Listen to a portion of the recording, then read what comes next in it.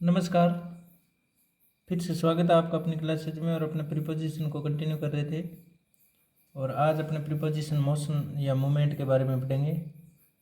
वो प्रीपोजिशन जो मोशन यानी गति या मूवमेंट को बताए उनके बारे में आज देखेंगे। मोशन यानी मूवमेंट जो एक दूसरे स्थान से दूसरे स्थान पर गति को बताए उन प्रीपोजिशंस को देखेंगे आपने आज।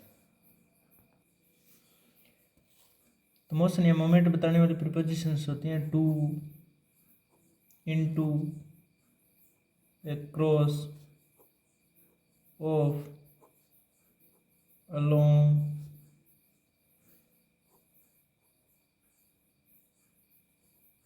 थ्रो, अप, डाउन और फ्रॉम।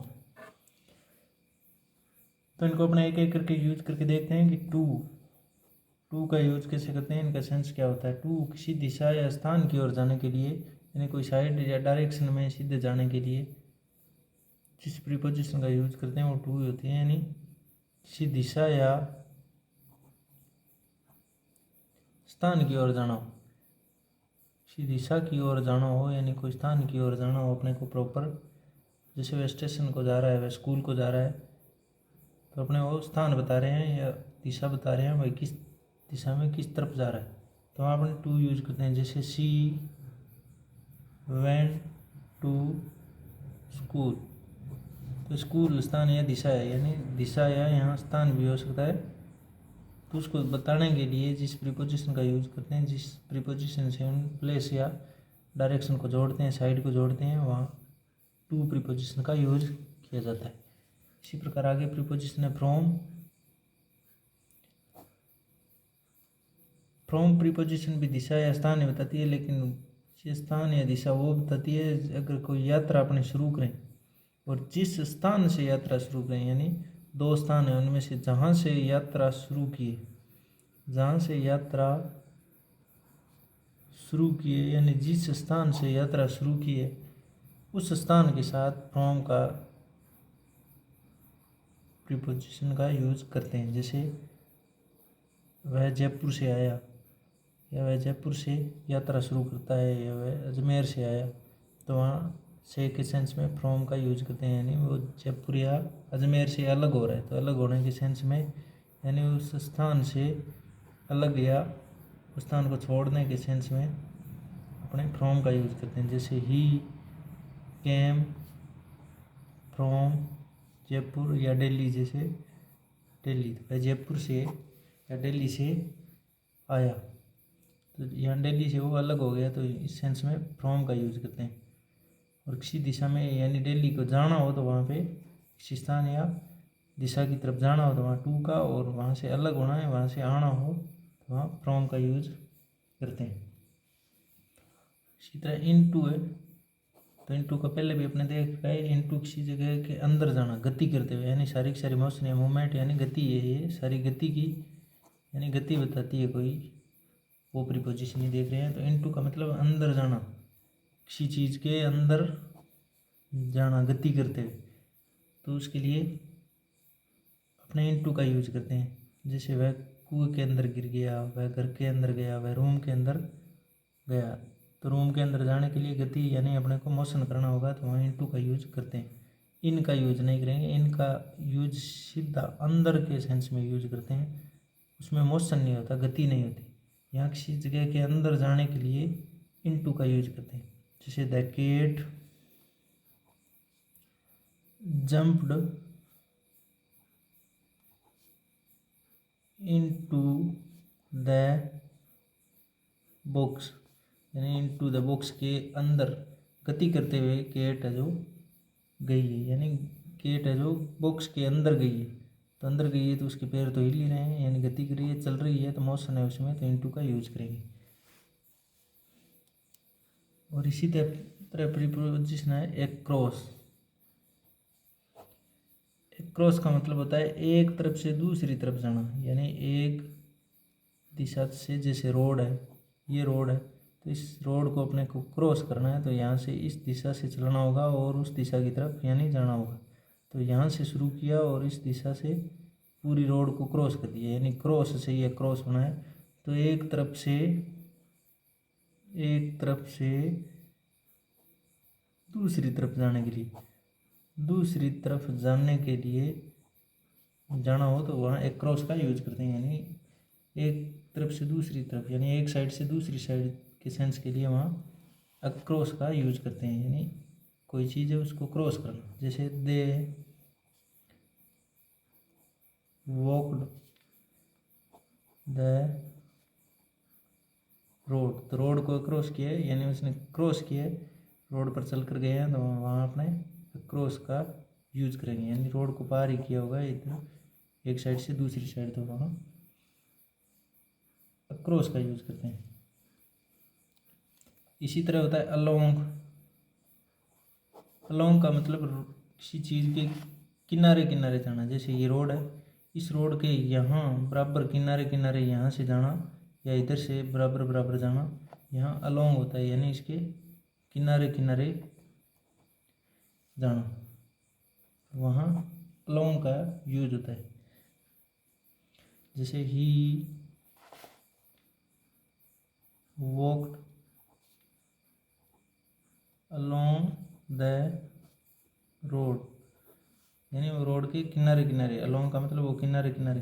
और अपने को पता है अगर पेड़ पौधे लगाने हैं रोड के तो वो किनारे पर ही लगते हैं, यहाँ की यहाँ अक्रॉस, यानी इसके आर पार नहीं लगते, एक साइड से दूसरी साइड ऐसे नहीं लगते, वो तो किनारे किनारे पर ही लगते हैं, तो वहाँ अलोंग, यानी पेड़ पौधे लगाने हैं तो वो अलोंग लगते हैं, यानी किनारे किनारे लगते हैं।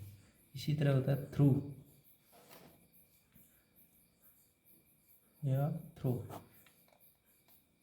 थ्रो का मतलब किसी चीज़ के आर पार जाना, यानी अंदर से होकर गुजरना, आर पार जाना, किसी वस्तु या स्थान से आर पार, अंदर से होते हुए, किसी के अंदर से, किसी में से होकर जाना, अंदर से होकर आर पार जाना।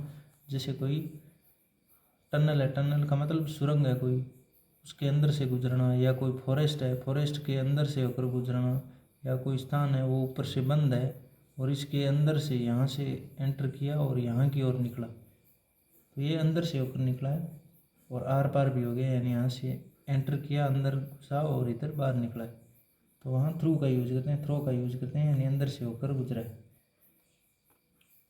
जैसे the train passed the tunnel. Tunnel का मतलब सुरंग, सुरंग अपने को पता है ऊपर से बंद होती है, तो इसके आर पार जाना है तो इसके अंदर से गुजरना पड़ेगा ट्रेन को, तो इसलिए अंदर से होकर पार जाए, यानी इस साइड से एंटर करे और उस साइड निकले, आर पार वे अंदर से, तो उसके लिए थ्रू का यूज़ करते हैं, THROUGS, थ्रो का यूज़ करते हैं। और किनारे किनारे जाना हो या किनारे किनारे पेड़ पौधे लगाते हैं तो अलोंग, और एक साइड से दूसरी साइड जाए और वो ऊपर से खुला हो तो वहाँ अक्रॉस का यूज करते हैं, यानी बंद नहीं होना चाहिए। इसी तरह प्रीपोजिशन है अप। अप का मतलब होता है ऊपर, ऊपर का मतलब ऊपर जाना, क्योंकि ये सारी की सारी मोशन या मूवमेंट गति को बताती है, तो ऊपर जाने के लिए, ऊपर किसी चीज़ के ऊपर चढ़ने के लिए, ऊपर जाने के लिए अप प्रीपोजिशन का यूज करते हैं। जैसे शी क्लाइम्ड अप द हिल, यानी वो पहाड़ी के ऊपर चढ़ा, तो यहाँ आपका यूज कर दिया ऊपर जाने के सेंस में। और इसी तरह प्रीपोजिशन है डाउन। डाउन का मतलब नीचे आना, अप का मतलब ऊपर जाना और डाउन का मतलब नीचे आना, यानी नीचे आने के सेंस में गति होनी चाहिए, मोशन होना चाहिए, वहाँ डाउन का यूज करते हैं। जैसे कोई पेड़ी से नीचे उतरे तो उसके लिए डाउन, ऊपर चढ़े तो अप। जैसे the ball rolled down the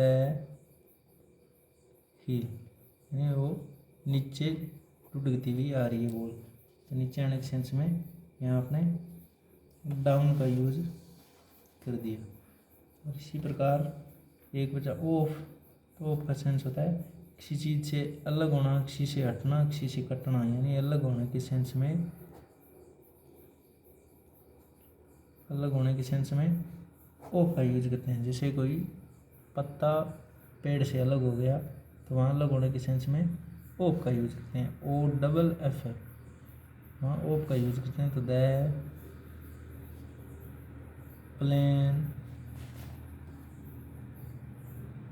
took off 8:06 PM, यानी ऑफ का यूज़ कर दिया। टुक ऑफ का मतलब यहाँ प्लेन है जो 6 बजे ज़मीन से अलग हो जाएगा, ऊपर की तरफ उड़ेगा, तो यहाँ ज़मीन से तो अलग होना ही पड़ेगा, तो ऑफ का यूज कर दिया। तो इस प्रकार आशा करते हैं आपको मोशन और मोमेंट की प्रीपोजिशन है वो भी समझ में आई हो। दोबारा से देख लेते हैं कि टू प्रीपोजिशन है वो किसी दिशा की ओर या स्थान की ओर जाने के लिए, जैसे वेंट टू स्कूल, वो स्कूल की ओर गया, वो कॉलेज की ओर गया, वह जयपुर की ओर गया। और फ्रॉम का मतलब वहाँ से वापस आने के लिए, यानी उस स्थान से अलग होने के लिए, जैसे ही कैम फ्रॉम दिल्ली, वे दिल्ली से अलग हो गया, यानी तो अलग होने के सेंस में।